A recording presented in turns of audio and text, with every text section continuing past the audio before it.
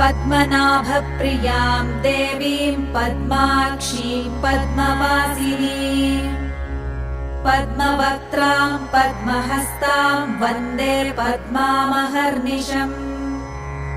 पूर्णेन्दुवदनां दिव्यरत्नाभरणभूषितां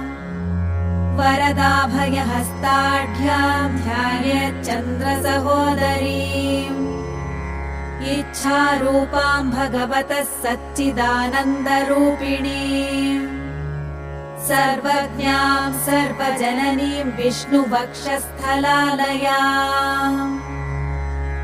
दयालुमनिशं ध्यायेत् सुखसिद्धिस्वरूपिणीम्